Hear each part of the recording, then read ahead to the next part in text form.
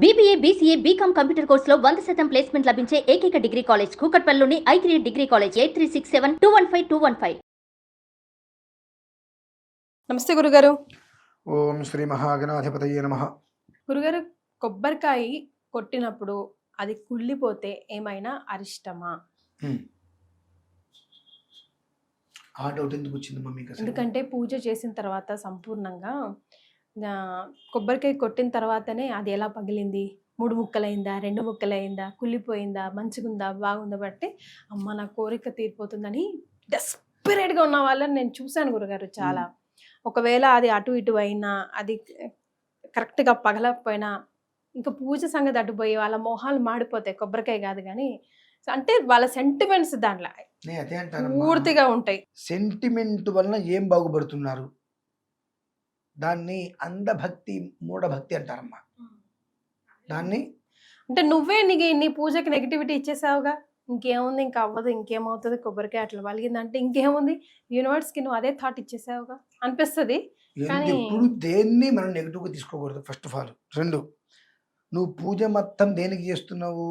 నీకున్న ఇబ్బందులు మొత్తం తొలగిపోవాలి అని నువ్వు పూజ చేస్తున్నావు. నీకున్న ఇబ్బందులు మొత్తం తొలగిపోవాలి అని నువ్వు పూజ చేసిన తర్వాత నువ్వు కొబ్బరికాయ కొడితే ఆ కొబ్బరికాయ కుళ్ళిపోయింది అంటే ఆ కుళ్ళు పోయింది కదండి. ఆ రకంగా పాజిటివ్గా చూసుకోవాలంటే అది చూసుకోవడం కాదు, అక్కడ ఉన్నదే అది కుళ్ళు పోయింది. ఓకే, వెంటనే దాన్ని నువ్వు ఎందుకు ఆనందపడలేకపోతున్నావు? నువ్వు ఏం పోవాలని కోరుకున్నావు? దోషాలు, పాపాలు, ఇబ్బందులు అన్నీ పోవాలని కోరుకున్నావు. ఆ కొబ్బరికాయ కుళ్ళిపోయింది, అమ్మాయ కుళ్ళిపోయింది అనేటువంటిది నువ్వు ఎందుకు తీసుకోలేకపోతున్నావు? ముందు తప్పు మందేనమ్మా. వెంటనే మెంటల్గా అప్సెట్ అయిపోతాం. అంటే అక్కడ నువ్వు ప్రతిదీ కొబ్బరికాయ పోయింది అంటే నీ పూజ ఫలితం పోయింది అనుకుంటున్నావు. అంతేగాని ఆ పూజ నేను చేయటం వలన భగవంతుడు నా మొర ఆలకించాడు, నాకున్నటువంటి ఇబ్బందులను తొలగించాడు, నువ్వు ఎందుకు తీసుకోలేకపోతున్నావు అసలు? మరి అంటే నెగిటివ్ ఎక్కడుందమ్మా? మనలోనే ఉంది. చాలామంది విశ్వం అంటూ ఉంటారు. దాన్ని నేను చెప్తాను మీకు ఖచ్చితంగా, ప్రతి ఒక్క దానికి అనుసంధానం. భూమిలోంచి పుట్టినటువంటి కొబ్బరి చెట్టు అలా ఆకాశంలోకి వెళ్ళిపోతుంది. ఆ ప్రకృతి ఫలాన్ని మనం తీసుకొచ్చాం. ప్రకృతి ఫలం ఎప్పుడైతే మనం తీసుకొస్తామో దాన్ని కొబ్బరికాయగా తీసిన తర్వాత 1 కడగకూడదు, 2 బొట్టు పెట్టకూడదు కొట్టే ముందు, 3 కొట్టిన తర్వాత బొట్టు పెట్టకూడదు. ఎందుకు పెట్టకూడదు? పీచ్ కూడా కొట్టేటప్పుడు ఉండాలి, కొట్టిన తర్వాత ఉండకూడదు అంటారు. కొట్టిన తర్వాత బొట్టు ఎందుకు పెట్టకూడదు అని కొంతమంది అడిగారు. స్వామివారికి నివేదన పెడతాం కదా అన్న, శుభమే కదా నివేదన, అట్ట బొట్టు పెట్టి పెట్టకూడదా అని అడిగారు. నీకు కంచంలోనో విస్తరాకులోనో అన్నం పెట్టి అంత కుంకం వేస్తా, నువ్వు తింటావా అని అడిగా. ఎలా తింటా అన్నాడు. నైవేద్యం పెట్టిన తర్వాత ఎక్కడైతే బొట్టు పెట్టావో అదే ముక్క కోసి నీకు ప్రసాదంగా ఇస్తే తింటావా అని అడిగా. కడుక్కొని తింటా అన్నాడు. అంటే మన ఒక్క మన ఆలోచన ఎలా ఉందనే విషయం కూడా మనం గమనించుకోవాలి. కొబ్బరికాయ పువ్వు వచ్చింది, నీ పంట పండినట్టే. అయితే ఇందులో పువ్వు వస్తుంది అని తెలిసిన కొట్టద్దు, వంశనాశనం అయిపోతుంది. మనం కొబ్బరికాయ పీచు తీస్తున్నప్పుడు ఆ పువ్వుకి సంబంధించిన మనకు కనిపిస్తుంటాయి, కనిపించినప్పుడు నువ్వు కొబ్బరికాయ కొట్టద్దు, పక్కన పెట్టి. తెలియకుండా నువ్వు కొబ్బరికాయ కొట్టావు, అందులోంచి పువ్వు వచ్చింది, నీ పంట పండినట్టే. ఎప్పుడూ కూడా దీనికి ఏ పండుకి ఏ ఫలానికి లేని ఒక గొప్ప పేరు కొబ్బరికాయకు ఉందమ్మా. పూర్ణ ఫలం అంటే అది ఏ కారణం చేతనైనప్పటికీ కూడా నీకు పుణ్యాన్ని మాత్రమే ఇస్తుంది. ఏమిస్తుంది? పుణ్యం. ఒకే ఒక్క కారణం వంశానికి ఇబ్బంది. పువ్వు వస్తుంది అని తెలిసి కొట్టడం. మన బయట చూస్తూ ఉంటా, చూసినప్పుడల్లా మన కర్మ ఇంత కాలుతుందా, ఈ పూలు వచ్చిన కొబ్బరికాయల్ని ప్రత్యేకంగా బండి మీద పెట్టుకొని దాన్ని కొట్టి ఆ పూలు తీసి అమ్ముతూ ఉంటారు అనుకుంటా. ఆ పూలే ప్రత్యేకంగా మన వాళ్ళ దగ్గరికి వెళ్ళి కొట్టించుకొని మరి తీసుకొని తింటూ ఉంటారు, ముక్కలు చేసుకొని. కర్మ ప్రార్థన ఇంతకు మించే ఉంది. మంచి విటమిన్స్ గురుగారు, మంచి హెల్త్కి చాలా మంచిది కదా కోకోనట్ ఆయిల్, కోకోనట్కి సంబంధించి. తప్పేముంది గురుగారు, తినకూడదా? ఇప్పుడు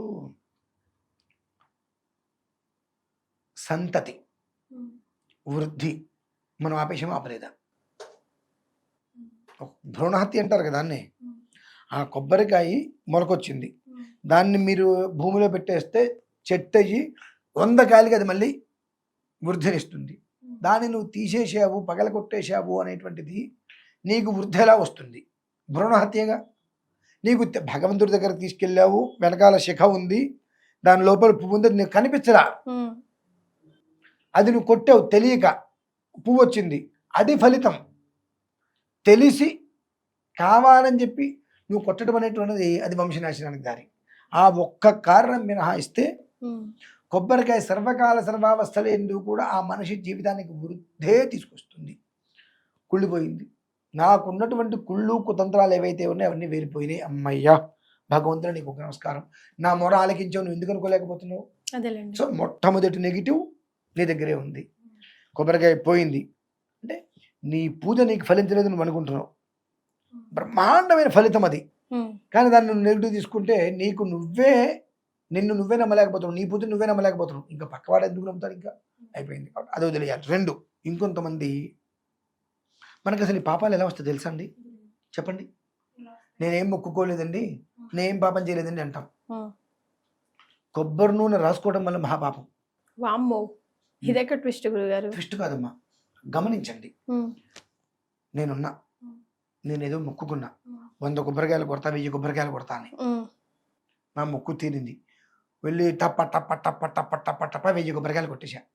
2000 చెప్పలు వచ్చినాయి.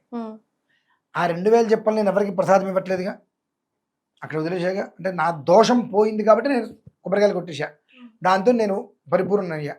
ఆ కొబ్బరి చెప్పలు ఏం చేస్తున్నారు? కాంట్రాక్టరు దాన్ని తీసుకెళ్ళి ఎండబెట్టుకొని తీసి కొబ్బరి నూనె తయారు చేసి అమ్ముతున్నాడు.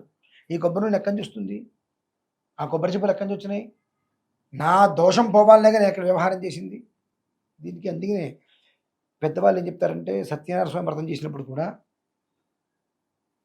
పూజలో ఒక కొబ్బరికాయ, కథలో ఒక కొబ్బరికాయ, తత్మావుని పళ్ళు పెట్టండి, సాయంత్రం లోపు ఈ కొబ్బరికాయని తురిమేసేసి అందులో పంచదార బెల్లం కలుపుకొని తినేసేయండి. అస్తమానం దాడితే ప్రసాదాన్ని నట్టి పెట్టవద్దు, తినేసేయండి. అక్కడతోటి ఆ ప్రసాదం పూర్తిగా మీకు లభ్యమవుతున్నట్టుందని చెప్పి పూర్వం నుంచి మనం చూస్తే కొన్ని సంవత్సరాలు వెనక్కి వెళ్తే సత్యనారాయణ స్వామి వారి ప్రసాదం అని అంటే కొబ్బరి మొక్కలు కూడా అందులో కలిపేసేవారు.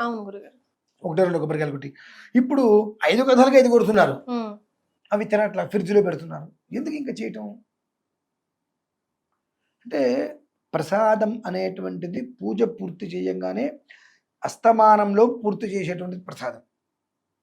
నువ్వు సాయంత్రం అస్తమానంలో నువ్వు పూజ మొదలుపెట్టావు, తెల్లవారుపడికి అది పూర్తిగా నిశ్శేషం ఉండాలి.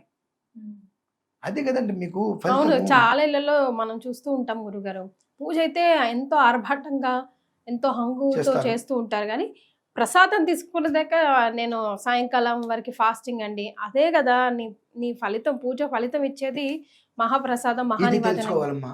ఒక్క కొబ్బరికాయ మనిషి పాతాళంలో ఉన్న మనిషిని ఎక్కడో తీసుకొచ్చి నాగలోకంలో కూర్చోబెడుతుంది. అదే కొబ్బరికాయ నువ్వు తేడాగా ఉన్నావా, నాగలోకంలో ఉన్న మనిషిని తీసుకెళ్ళి పాతాళంలో పడేస్తుంది. అందుకనే మనకు ఏ పండున్నా లేకపోయినా తాంబూలంలో పూర్ణ ఫలం పెట్టి ఇస్తూ ఉంటారు. ఎందువల్లనంటే దానికి ఉన్నటువంటి గొప్పతనం. యా ఫలినీరి యా అఫల అపుష్ప యాశ్చ పుష్పినీ బృహస్పతి ప్రసూతాస్తానో ముంచంత్వగుంహసః. దానికి అంత గొప్ప మంత్రం ఉందమ్మా. ఆ మంత్రం గురించి మనం చెప్పుకుంటూ వెళ్తే సమయం సరిపోదు. ఆ కొబ్బరికాయకు ఉన్నటువంటి గొప్ప లక్షణం అది. నీకున్నటువంటి దోషం అది నిజంగా మీరు అన్నది వాస్తవమే, కానీ మన శంక కూడా కొన్ని ఉంటాయి దానికి తోడు. కొన్ని మామూలుగా కొబ్బరికాయ మనం మజ్జిగి పగలాలించి జాగ్రత్తగా కొడతాం, అది వంకరగా పగులుతుంది. కొబ్బరికాయని కొట్టాయి, అంతవరకు నీ బాధ్యత. నీ విధానాన్ని అనుసరించి నువ్వు ఎలా ముందుకెళ్ళబోతున్నావు అది నీకు చెప్పేస్తుంది. మజ్జిగి పగలాలించి పొలా తిప్పి కొడుతుంది, అది కాస్త వంకర దగ్గర కడుతుంది, మనం ఇంకా రకరకాలుగా ఇబ్బంది పడాలి. రైట్. కాబట్టి కొబ్బరికాయ కొట్టే విధానాన్ని అనుసరించే అక్కడి నుంచి ప్రారంభమవుతుంది. చాలా చోట్ల ఇంట్లోకి వెళ్ళే ముందు ఇది ప్రతి ఒక్క మనిషి గమనించారమ్మా, ఏ కొబ్బరికాయని ఎత్తి పగల కొట్టకూడదండి, ఎప్పుడు వదిలేయకూడదు. కొంతమంది ఏ మంచి కోపంగా విసిరి కొడతారు, ముక్కలు అయిపోతుంది అని చెప్పి. కొబ్బరికాయ ఎప్పుడు కొట్టినా అలా కొట్టి 2 ముక్కలుగా వచ్చేట్టుగా అటు ఇటు పెట్టుకోవాలి, విసిరి కొట్టకూడదు. గుమ్మడికాయ అయినా సరే విసిరి కొట్టకూడదు, అది జాగ్రత్తగా గమనించుకోవాలి. తర్వాత నీ ఇంటికి పట్టినటువంటి దయ్యము, ఆత్మ, పిశాచము, ప్రేతము, ఏడుపు ఏది పట్టినా కొబ్బరికాయ తెలియజేస్తుందమ్మా. కొబ్బరి బొండం తెచ్చుకోండి, 2 కొబ్బరి బొండాలు పూజ చేయించండి. ఒకటి ఇంట్లో మామూలుగా పక్కన పెట్టండి, ఒకదాన్ని గుమ్మడికాయలాగా ఇంటి ముందు కట్టండి. కొన్ని రోజులు అయిన తర్వాత ఇంట్లో ఉన్న కొబ్బరికాయ ఏమో నార్మల్గా ఎండిపోతుంది. గుమ్మం ముందు కట్టిన కొబ్బరికాయ నీ ఇంట్లో ఏదైనా ఏడుపులు, నెగటివిటీ బాగా అటువంటి ఏదైనా ఉన్నాయి అన్నప్పుడు ఆ కొబ్బరికాయ ఇట్లా కుచించుకుపోతుందమ్మా. ఒక పేపర్ నలిపేస్తే ఎలా అవుతుందో అలా కుచించుకుపోతుంది. నీకు గమనించాలి అప్పుడు అది. ఇటువంటి విషయం తెలుసుకోవాలి. ఇక ఇంకొక విషయం, కలశం మీద కొబ్బరికాయలు పెడతాం. పెట్టినటువంటి కొబ్బరికాయలు మనం ఏం చేస్తుంటామమ్మా చెప్పండి? మళ్ళీ దాంట్లో పగలగొట్టి దాని నీళ్లు తీసుకొని ప్రసాదంలా పెట్టి తింటూ ఉంటాం, లేదంటే కూరల్లో అలా ఏదైనా స్వీట్ అలా చేసుకొని చేస్తూ ఉంటారు గురుగారు ఇన్ జనరల్గా అయితే. ఇప్పుడు ఆ కొబ్బరికాయను మనము కలశాధి దేవతగా కలశ స్థాపనలో మనం చేస్తున్నాం. ఆ కొబ్బరికాయకి పీచు అనేటువంటిది తీయకుండా పెట్టాలి. ఆ పెట్టినటువంటి దాన్ని నువ్వు తీసి ఇంట్లో పెట్టుకో, పక్కన ఇంట్లో ఒక పక్కన పెట్టుకో. ఆ పీచు ఎప్పుడైతే నీకు ఇలా అంటే కురుడికాయలాగా వస్తుంది, ఆ కురుడికాయలాగా వచ్చినప్పుడు ఆ కొబ్బరికాయని కొట్టి ఆ 2 కొబ్బరి చెప్పని నీటిలో వేసేయాలి జలచరాలకు. ఈ మాట చెప్తే కొంతమంది ఏం చేస్తారు, ఆ కొబ్బరికాయ ఎండిపోయిన తర్వాత దాన్ని పగలగొట్టి అందులో వేసేస్తారు, ఇది నీళ్ళలో. అప్పుడు ఆ ఎండిపోయిన పదార్థం తిని చేపలు చనిపోతాయి.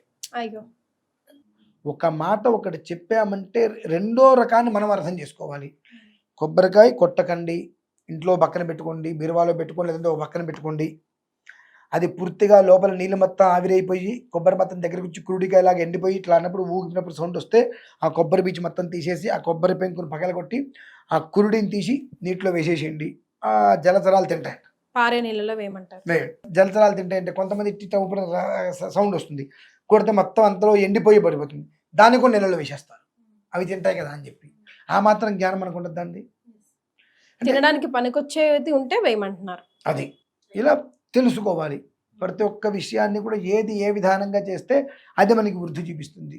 జీవితం మొత్తం మీద ఆ కొబ్బరికాయ అనేటువంటిది ప్రతి ఇంట్లో ఏ పూజ చేసినా ఏది ఉన్నా లేకపోయినా కొబ్బరికాయ ఉంటుంది. అంటే ఆ కొబ్బరికాయ నువ్వు కొట్టావంటే చేసిన పూజకి పూర్ణ ఫలితం నీకు వస్తుంది. అది ఒక్కటి గమనించుకోవాలి. చాలా సంతోషం గురుగారు, ధన్యవాదాలు.